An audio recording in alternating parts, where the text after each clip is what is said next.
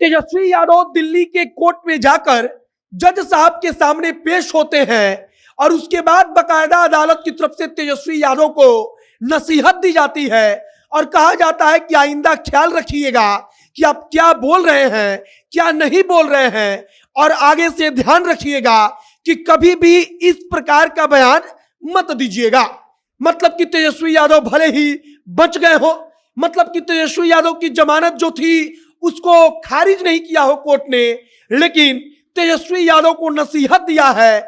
और पूरी कहानी आपको सुनाएंगे, बताएंगे कि तेजस्वी यादव जब अदालत के समक्ष जाते हैं तब उसके बाद तेजस्वी यादव के वकील ने क्या सुनाया, सीबीआई की तरफ से क्या पढ़कर सुनाया गया, और इसके बाद तेजस्वी यादव को अदालत की तरफ से क्या नसीहत दी गई। बाकी नमस्कार, मेरा नाम है मोहित कुमार सिंह और आप जनता जंक्शन देख रहे हैं। यह वीडियो अफजल फर्नीचर द्वारा प्रायोजित है। बिहार का एक ऐसा ब्रांड जो इस बात की गारंटी लेता है कि बिहार में सबसे उत्तम क्वालिटी और सही बजट का लेटेस्ट फर्नीचर आप तक पहुंचाएगा।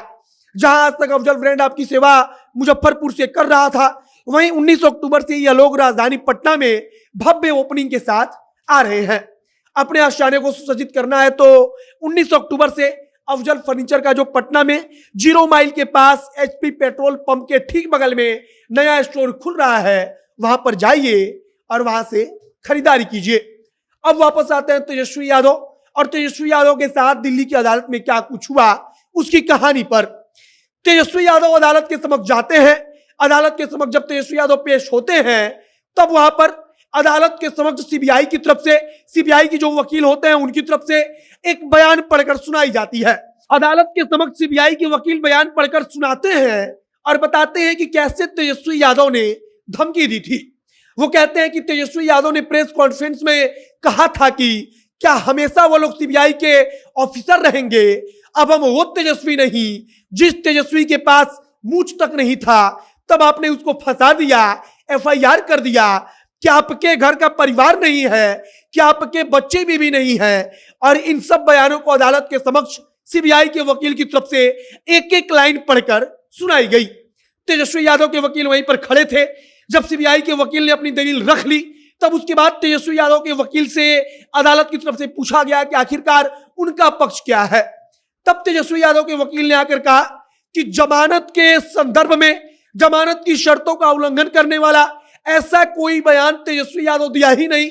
उन्होंने जो कुछ कहा वो इसके संबंध में था ही नहीं।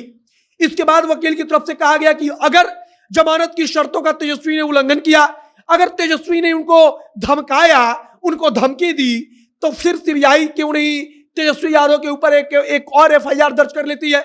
जज साहब के सामने जब तेजस्वी यादव के वकील ने अपनी बात को रखा तब उसके बाद जज साहब ने कहा कि आइंदा से तेजस्वी यादव को ख्याल रखना होगा कि तेजस्वी कभी भी अपना मुंह खोले, कभी भी बयान दे तो कुछ भी इस प्रकार का ना बोले।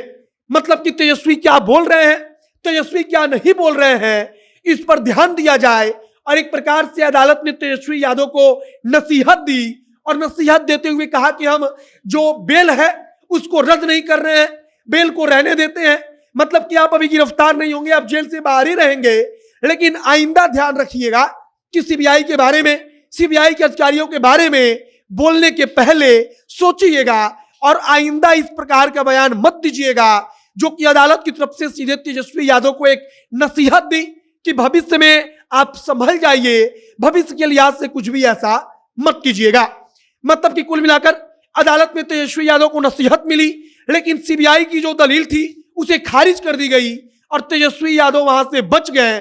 और उसके बाद तेजस्वी यादव वहां से खुशी खुशी अदालत से बाहर निकल जाते हैं और इसके बाद तेजस्वी यादव वहां से चले जाते हैं। लेकिन चर्चा फिर चलती रहती है क्योंकि तेजस्वी यादव के वकील ने कहा था कि अगर सीबीआई को लगा कि चेतावनी दी गई थी, धमकी दी गई थी, तो सीबीआई ने तेजस्वी यादव पर एक और एफआईआर दर्ज क्यों नहीं कर लिया।